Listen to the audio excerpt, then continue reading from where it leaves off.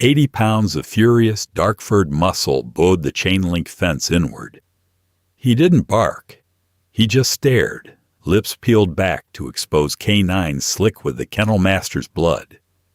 Brass called him unsalvageable, his lethal injection already requisitioned.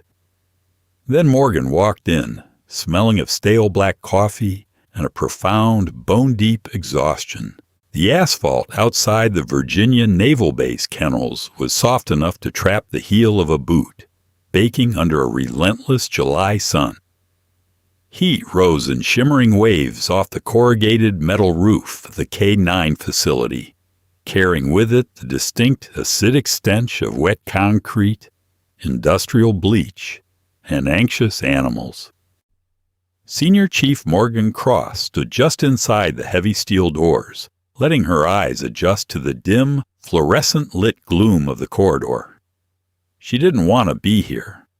Her knees ached with a dull, familiar throb, a souvenir from a botched fast-rope insertion in Yemen 3 years prior, and her head pounded from a combination of dehydration and dealing with bureaucratic red tape at headquarters. She was a SEAL, one of the few women to wear the trident, and she had spent the last 72 hours fighting with a supply officer over satellite communication budgets. She was not in the mood for a stray dog project. Beside her, Miller, the base kennel master, was wrapping a thick gauze bandage around his left forearm.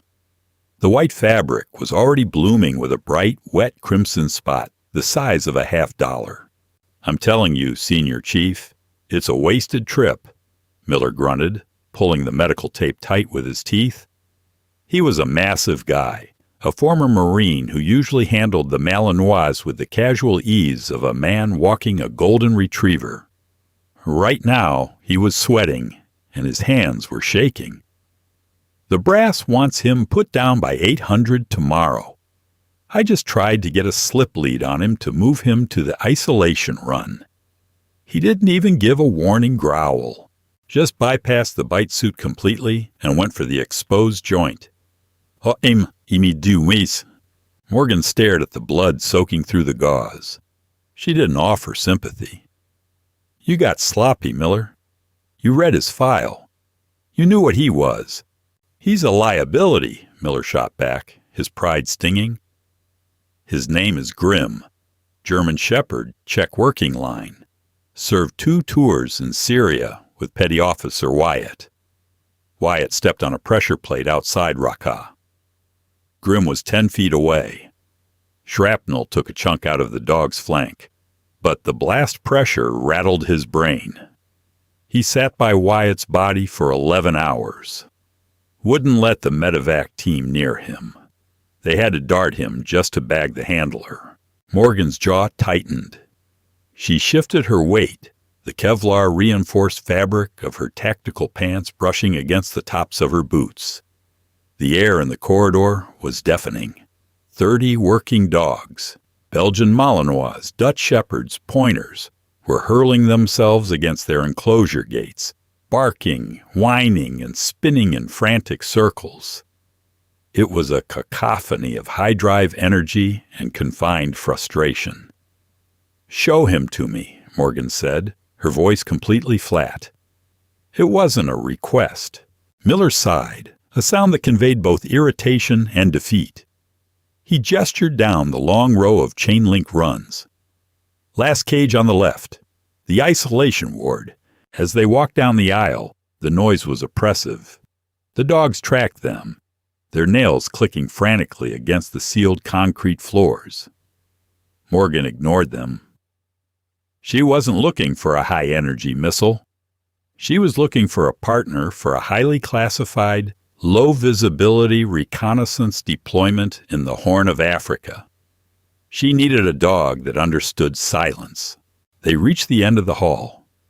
A heavy solid steel door separated the main kennels from the isolation run. Miller unlocked it with a heavy brass key, shoving it open with his good shoulder.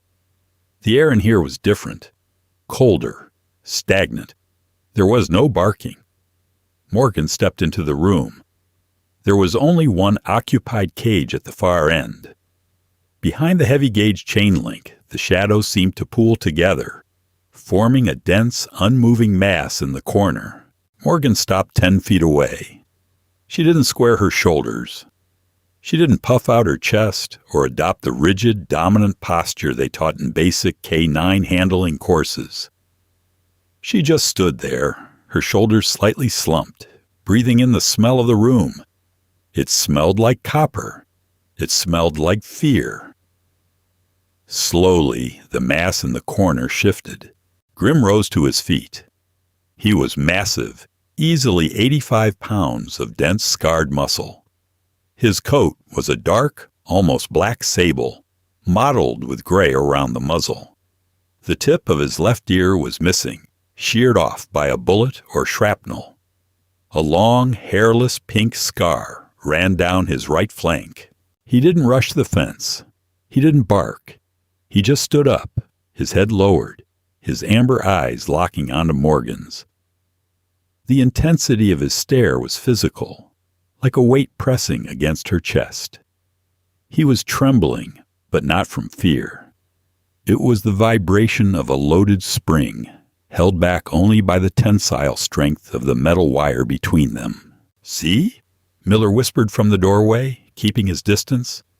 "He's gone. The lights are on, but nobody's home. He looks at everyone like they're the enemy now. He's completely unmanageable." Morgan didn't look back at Miller. She kept her eyes fixed on the dog's chest, watching the rapid, shallow rise and fall of his ribs. She noticed the way his weight was perfectly distributed on his paws, ready to launch forward or backward in a fraction of a second. He wasn't broken. He was just still at war. "He's not unmanageable," Morgan said softly, the rough rasp of her voice echoing slightly against the tiled walls. "He just doesn't believe you're worth his time." "I want the key to the run," Morgan said, turning her head just enough to look at Miller out of the corner of her eye. Miller balked, his face flushing beneath his buzz cut. "Absolutely not. I'm the kennel master, Cross. I'm not authorizing a suicide mission in my own facility. He'll tear your throat out. I'm not writing that incident report. My orders give me full discretion over asset selection," Morgan replied, her tone devoid of emotion. She reached into the cargo pocket of her trousers and pulled out a folded sheet of paper, heavily redacted with black marker, stamped with the seal of Naval Special Warfare Command. She didn't unfold it. She just tapped it against her leg. "This dog is military property. Until 0800 tomorrow, he is a viable asset. Give me the damn key, Miller." Miller stared at her, then at the paper, and finally down at his bloody arm. He muttered a string of curses under his breath, unclipped a brass key from his carabiner, and threw it. It clattered against the concrete at Morgan's feet. "You're an idiot," Miller said. "I'm going to go call the base medics to be on standby. If you're dead when I get back, I'm telling the commander I tried to stop you." "Appreciate it," Morgan muttered as the heavy steel door slammed shut behind him, plunging the room into a heavy, suffocating silence. Morgan looked back at Grim. The dog hadn't moved a muscle. His amber eyes remained fixed on her, unblinking. She walked over to the padlock securing the chain-link gate. She didn't rush. Her boots made soft, rhythmic scuffs on the floor. She smelled like dried sweat, Hemlock gun oil, and the mint gum she had been chewing for 3 hours. She knew dogs mapped the world through scent. She wanted him to smell exactly what she was.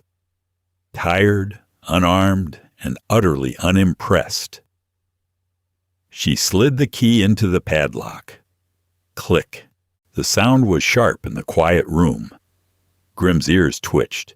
His lips curled upward by a millimeter, exposing the wet, ivory gleam of his incisors. A low rumble started in his chest. It wasn't a growl. It was a physical vibration, a deep, resonant warning that vibrated through the floorboards. Morgan pulled the padlock free and hooked it onto the fence. She slid the heavy metal latch back. The gate creaked open. She didn't step inside immediately. She pushed the gate wide enough to walk through, then took a step back, leaving the entrance open. She lowered herself slowly to the cold concrete floor, sitting cross-legged just outside the threshold of the cage. She didn't look at the dog. She pulled a worn leather field notebook from her chest pocket, clicked a Fisher space pen, and began to review her deployment logistics. 10 minutes passed. The air in the room was heavy, smelling of ozone and the dog's sharp, adrenaline-laced musk. Grim remained in the corner, a statue of dark fur and tension. He was confused. The protocol for humans was always the same. They approached. They raised their voices. They held out a rigid arm with a leash. They tried to assert dominance. They yelled commands in German. Sitz, Platz, here. Morgan did none of that. She didn't even acknowledge his existence. She turned a page in her notebook. The paper made a dry, crisp sound. Another 20 minutes. The muscles in Morgan's back began to ache from the hard floor.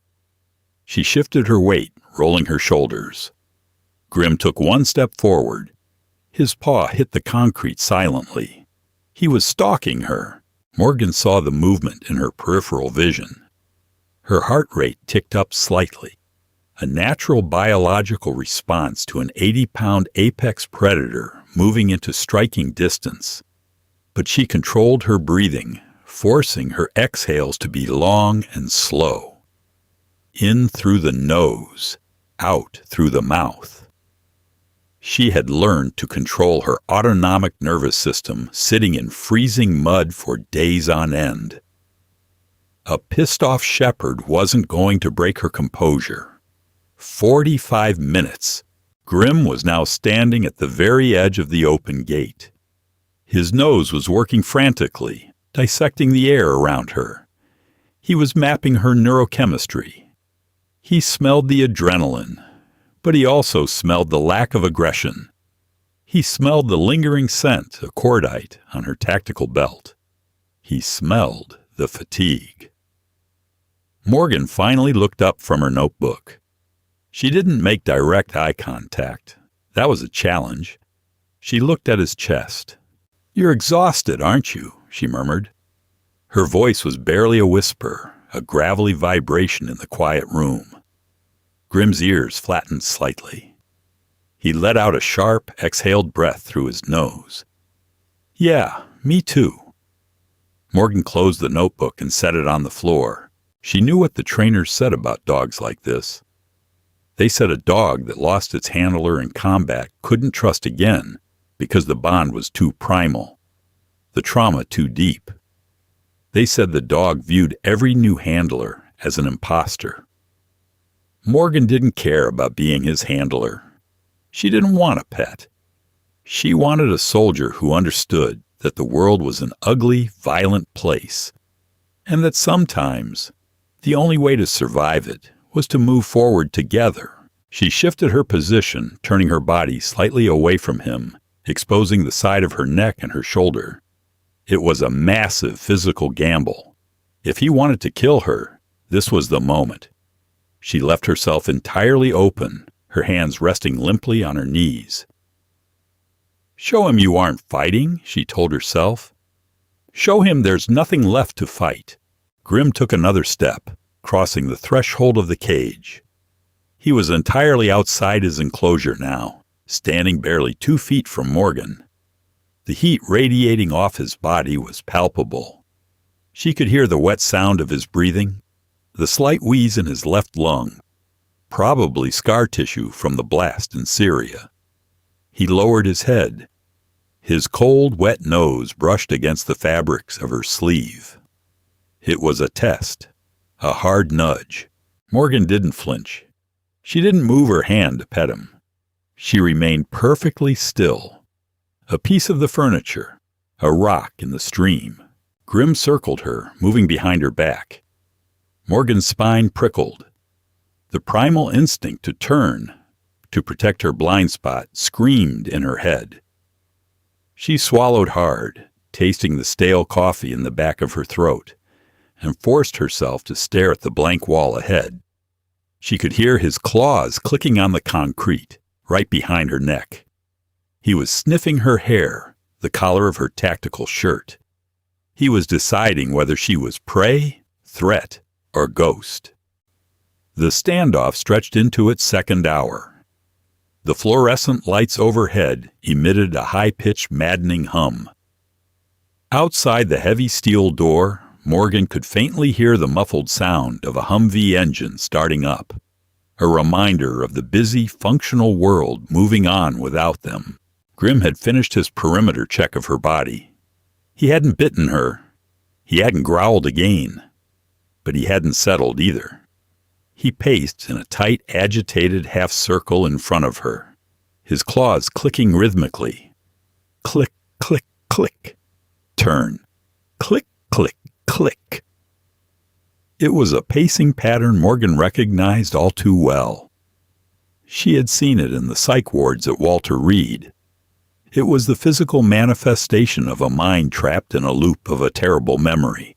He was back in Raqqa. He was waiting for Wyatt to stand up. Morgan felt a dull ache in her chest, a phantom pang of grief that wasn't entirely her own. She thought of her own team. She thought of a mud-walled compound in Fallujah, the smell of burning plastic, the dragging weight of a teammate whose armor was soaked in blood. The world expected you to just walk away from that, to file an after-action report and reset. The dog couldn't file or report. The dog only had his teeth and his pacing. Morgan slowly brought her hands up from her knees, resting them on her thighs. Grim stopped pacing instantly. His head snapped toward her hands, his eyes locked onto her fingers, waiting for a weapon, waiting for a leash, waiting for a strike. Morgan looked at him, truly looked at him for the first time. She didn't look at his chest. She met his amber eyes. They were wild, dilated, and exhausted. "I can't bring him back," Morgan said softly. Grim stared at her. The silence in the room stretched tight, ready to snap. "I can't bring him back," she repeated, her voice cracking slightly, the tough, cynical veneer she wore for the brass chipping away. "And nobody is coming to save us. It's just you and me in this concrete box. And I am too damn tired to fight you." She slowly reached into her left cargo pocket. Grim's posture instantly stiffened. The hair along his spine stood straight up. He dropped his center of gravity, preparing to launch. Morgan didn't stop, but she moved with agonizing slowness.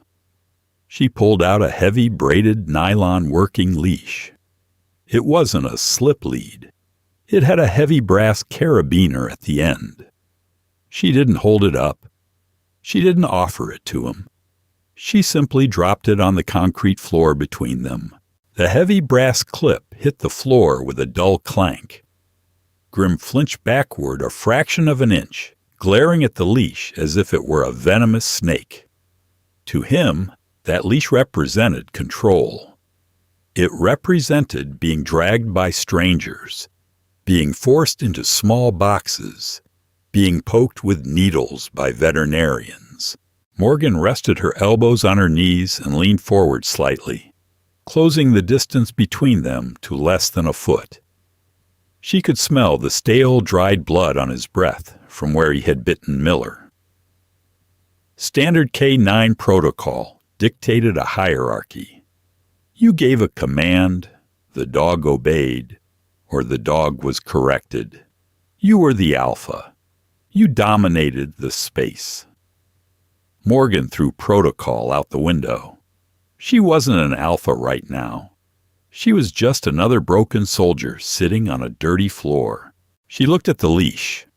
Then she looked at the dog. She didn't use German. She didn't yell. She didn't project her voice from her diaphragm. She just spoke to him the way she would speak to a teammate who was freezing up in a firefight. A simple, grounded truth. Stand down.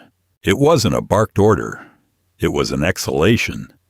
2 words spoken with the heavy, weary gravity of someone who had seen too much war. Stand down. It meant the fight was over. It meant you didn't have to carry the weight anymore. Grim froze. The rapid, shallow panting stopped. He stared at her, his amber eyes wide. Morgan didn't repeat it. Repeating it would be begging. She just held his gaze, her own eyes reflecting a cold, sorrowful understanding. I know what it's like to lose your anchor, but we have work to do. For 10 agonizing seconds, nothing happened. The standoff held. Then slowly, almost imperceptibly, the tension began to drain from the massive German shepherd's body.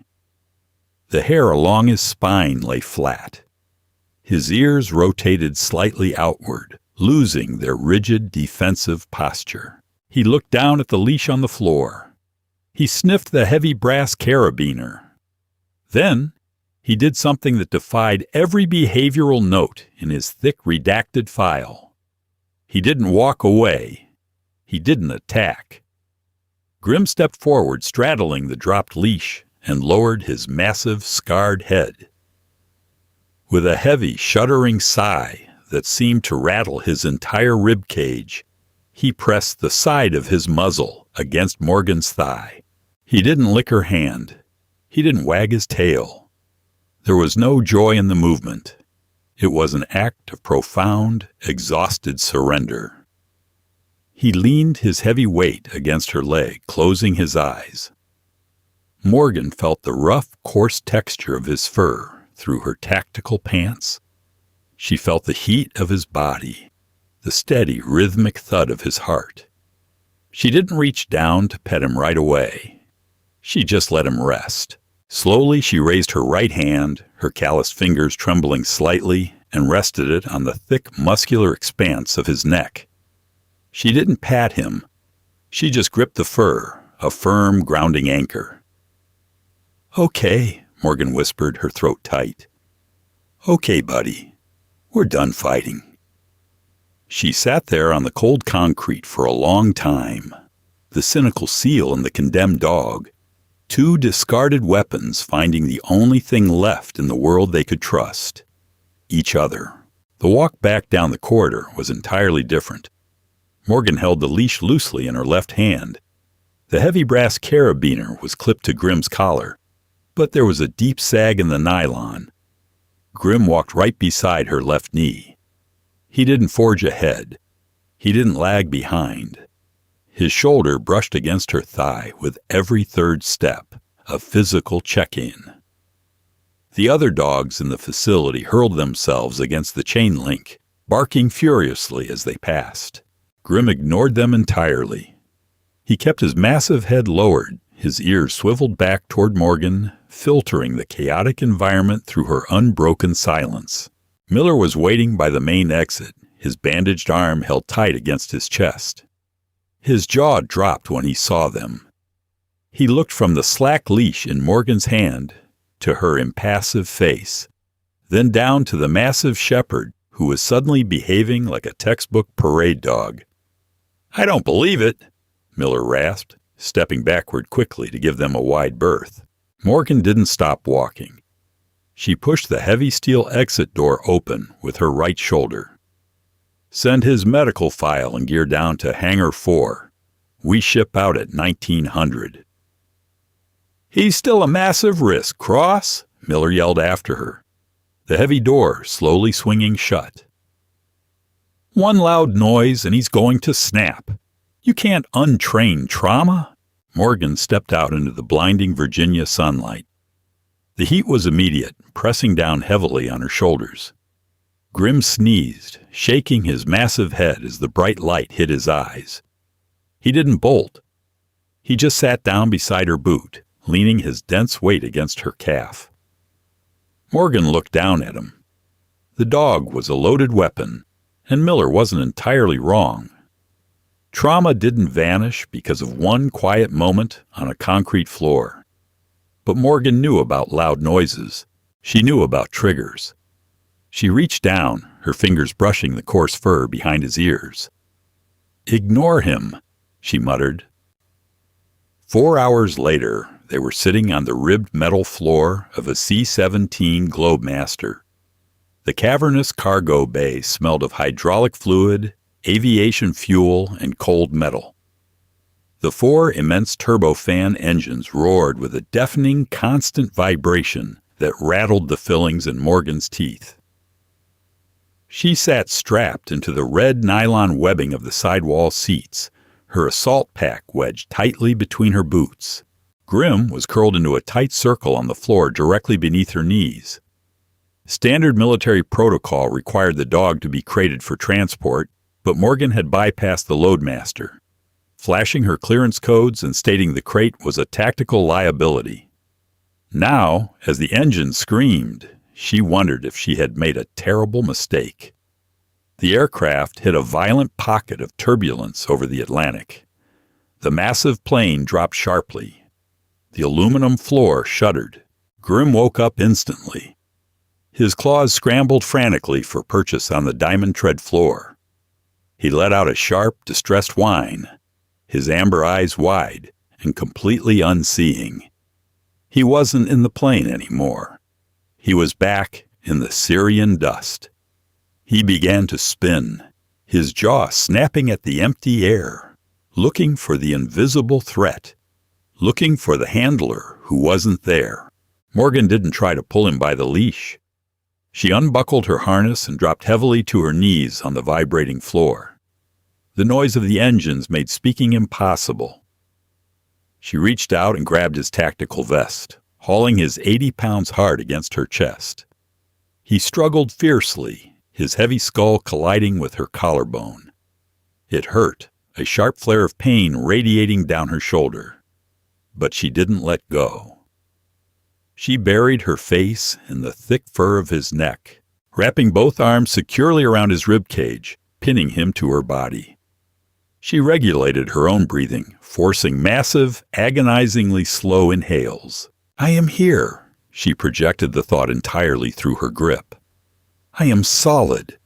We are here." It took 3 agonizing minutes. Slowly, the frantic scrambling stopped. Grim collapsed against her, his body going completely limp, panting heavily. The sharp metallic smell of fear rolled off him in waves. Morgan kept her arms wrapped around him, her cheek resting on his head until the plane leveled out. She didn't offer empty verbal reassurances. She just provided weight, gravity, a physical anchor in the terrifying noise. When they finally landed at Camp Lemonnier in Djibouti, the cargo ramp lowered to reveal a wall of suffocating, humid heat. The air tasted like ocean salt and diesel exhaust. Morgan adjusted the heavy plate carrier over her chest and racked the charging handle of her rifle. The metallic clack was sharp in the stifling air. Grim stood perfectly still beside her. He wore a lightweight tan tactical harness equipped with infrared strobes and a reinforced nylon extraction handle. The erratic, traumatized dog from the C-17 was gone, replaced by a hypervigilant professional. His dark nose worked the air constantly, analyzing the strange foreign environment. A young logistics officer named Bennett approached them on the tarmac, clutching a clipboard. He looked extremely nervous, his eyes darting to the massive, scarred dog. "Senior Chief Cross? I have your transport ready. We need to brief you immediately on the insertion point." "Keep your distance, Lieutenant," Morgan said, her voice utterly flat. "Don't look at the dog. Don't speak to the dog. Just point to the truck." Bennett swallowed hard and pointed a shaking finger to a dust-covered Toyota Hilux idling near the perimeter fence. Morgan clicked her tongue twice. A sharp, percussive sound. Grim instantly moved to her heel. They walked across the blazing tarmac in perfect unison. The transition was jarring. From the sterile, freezing environment of the transport plane to the chaotic sensory overload of the African base. For the next 2 weeks, they didn't run traditional combat drills. Morgan didn't care Grim could bite a man in a padded suit. She needed to know if he could communicate in the field. They spent hours in the brutal heat, walking the dusty perimeter of the base. Morgan watched his ears intently. She learned that a slight twitch of his left ear meant he heard a vehicle approaching from over a mile away. She learned that when he lowered his head and his tail went entirely stiff, he smelled something synthetic, explosives or freshly burned powder. And Grim learned Morgan. He learned that her resting heart rate was remarkably slow, but it spiked a split second before she raised her rifle. He learned that she never raised her voice to give a correction. When she wanted him to stop, she simply stopped breathing heavily. The profound silence between them became a dense, incredibly complex language. One evening, as the blistering sun dipped below the horizon and the desert sky turned a bruised, violent purple, they sat on the roof of their temporary concrete barracks. The air was finally cooling. Morgan was stripping down her rifle, the sharp chemical smell of solvent cutting through the dust. Grim lay next to her, his chin resting comfortably on his front paws, watching the dark, jagged line of the distant desert dunes. Morgan reassembled the bolt carrier group and slid it firmly into the upper receiver. It clicked into place perfectly. She set the dark weapon down and looked at the dog. "Tomorrow we go out into the quiet," she murmured, wiping her oily hands on a stained rag. "No backup, just a radio and a lot of sand." Grim didn't look up at her, but he shifted his heavy weight, pressing his scarred flank firmly against her leg. The intense heat of his body seeped through the thick fabric of her trousers. It wasn't a soft display of affection. It was a tactical agreement. He was covering her blind spot. Morgan leaned back against the rough concrete parapet, looking out at the vast, empty desert. For the first time in 3 long, brutal years, the aching, hollow space in her chest felt marginally less empty. The insertion was supposed to be a high-altitude, low-opening jump, but Command scrapped it due to severe ground winds. Instead, they took a local fishing skiff up the coastline under the cover of a pitch-black, moonless night. The water was rough, slapping violently against the rotting wooden hull. The smell of decaying kelp and stale engine grease was overpowering. Morgan sat rigidly in the bow, heavy night vision goggles pulled down over her eyes, turning the chaotic world into a grainy, luminous green landscape. Grim sat firmly between her knees. He hated the open water. She could feel a fine, continuous tremor running through his dense muscles, a constant, vibrating anxiety. The small deck pitched wildly, but he absolutely refused to lie down. He kept his amber eyes locked on the distant shoreline, trusting the short nylon harness that tethered him directly to Morgan's belt. Their objective was an isolated coastal compound run by a ruthless local smuggling syndicate. Intelligence suggested they were hoarding stolen communication arrays, highly encrypted gear stripped from a downed surveillance drone. Morgan's job was to quietly approach, paint the exact building with an infrared laser for a later strike, and exfiltrate cleanly. 0 contact. If she had to pull the trigger tonight, the entire mission was considered a failure. They waded ashore through waist-deep, tepid water. The sand was surprisingly soft, sucking aggressively at Morgan's boots. Grim shook himself vigorously once they hit the beach, the spray of cold salt water hitting Morgan's neck. She knelt in the damp sand, unclipped the heavy tether, and tapped the side of his tactical vest twice. Work. Grim dropped his nose to the ground instantly. He didn't sprint. He moved like a shadow, a dark shape flowing smoothly over the pale dunes. Morgan followed a few paces behind, her rifle seated firmly in her shoulder, her thumb resting gently on the safety selector. The desert was completely silent, save for the dry whisper of the wind moving the sand. They walked for 2 grueling miles inland. The air grew painfully dry, biting at the back of Morgan's throat. The compound finally came into view. 3 low-slung concrete buildings surrounded by a crumbling mud brick wall. No exterior lights. No obvious guards walking the perimeter. It looked entirely abandoned. Morgan crouched behind a brittle scrub bush, pulling a heavy thermal optic from her chest pouch. She scanned the buildings carefully. Cold. Nothing but the residual heat of the concrete baking all day.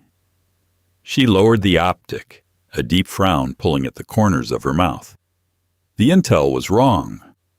Or it was a trap. She looked at Grim. He was completely frozen. He stood 10 feet ahead of her, his muscular body locked in a rigid point.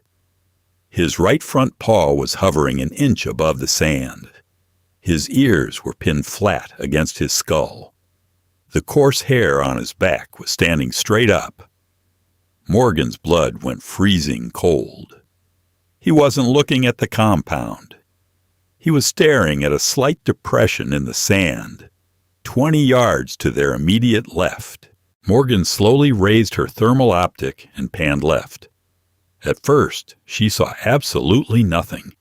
Then, a faint, amorphous bloom of heat appeared beneath the sand. It wasn't a person. It was a wire. A freshly buried wire, radiating the tiniest fraction of warmth from the disturbed earth above it. It was an ambush. The entire perimeter was rigged with explosives. Before Morgan could signal Grim to fall back, the heavy metallic chunk of a rifle bolt sliding into place echoed sharply from the roof of the nearest concrete building. They had been seen. Morgan dropped flat onto her stomach, burying her face in the sand. Pop, pop, pop. The suppressed rounds kicked up sharp geysers of sand exactly where she had been standing a second before. "Grim, down!" she hissed. The dog hit the deck, pressing his massive frame deeply into the shallow depression of a dune. He didn't bark. He didn't panic. The ingrained training, the raw instinct, overrode the trauma completely. Morgan rolled onto her side, pulling the rifle tight. 3 men were moving out from behind the mud wall, fanning out quickly, wearing night vision goggles. They were moving deliberately, sweeping the dunes. They knew she was out here. She was pinned down. If she fired, the muzzle flash would give away her exact position, and there were simply too many angles to cover alone. She needed a major distraction. She needed them to look away for exactly 2 seconds. She looked at Grim. He was staring intensely at her, waiting for the command. His eyes caught the faint starlight, gleaming like polished glass. He knew the violence was coming. He could smell the gunpowder in the air. Morgan reached down and unclipped the heavy brass carabiner from his collar. She let the leash fall silently into the sand. She pointed a finger toward a cluster of large rocks 30 yards to their right. She didn't use a verbal command. She just caught his eye, pointed firmly, and gave a short, sharp nod. Grim understood. He didn't run like a dog. He moved like a hunting wolf. He stayed impossibly low, his belly actively brushing the sand, exploding from the dune with terrifying speed. He didn't make a single sound. The nearest guard caught the rapid movement in his peripheral vision, a large dark mass blurring across the pale sand. The guard panicked, swinging his rifle violently toward the rocks and firing a loud, unsuppressed 3-round burst. The noise was deafening in the quiet night. The other two guards instinctively pivoted toward the sudden gunfire, their attention snapping completely away from Morgan's hidden position. It was all she needed. Morgan rose smoothly to one knee. She didn't think. She just executed the terrible geometry of violence she had practiced 10,000 times. 3 suppressed shots. Thwack, thwack, thwack. The 3 guards dropped instantly, crumpling into the sand without a sound. Silence slammed back down over the desert, heavy and suffocating. The smell of copper and burnt carbon filled the air. Morgan stayed kneeling, her rifle scanning the dark roof, scanning the dunes, her heart hammering against her ribs like a trapped bird. A full minute passed. Nothing moved. Morgan lowered the rifle slightly. Her hands were visibly shaking. The massive adrenaline dump was making her nauseous. "Grim," she whispered into the dark. "Higher." For a terrifying second, there was no movement. The darkness was absolute. Her chest seized tightly. Did he get hit? Did he run? Then, a soft, heavy panting sounded directly behind her left shoulder. Morgan turned quickly. Grim was sitting there. His coat was covered in pale sand, his eyes bright and intensely focused. He hadn't run away. He had circled back, flanking the enemy entirely, and waited quietly behind her to cover her 6. He leaned forward and pressed his wet, cold nose firmly against her cheek. Morgan dropped the rifle to her chest, grabbing his thick neck with both hands. She buried her face deeply in his fur, breathing in the rough smell of dust, sweat, and animal. He wasn't trembling anymore. The ghost of the previous handler wasn't in the desert with them. "Good boy," she breathed, her voice cracking. "Let's go home." Together, the 2 ghosts faded completely back into the dark. This raw story proves that true loyalty isn't demanded. It's earned in the darkest moments. When a broken soldier meets a shattered dog, they don't need rigid commands. They just need an anchor. Did Morgan and Grimm's intense bond give you chills? If you felt the incredible power of this silent partnership, hit that like button, share this video with fellow dog lovers and veterans, and subscribe to our channel for more deeply human, gritty stories of survival and loyalty.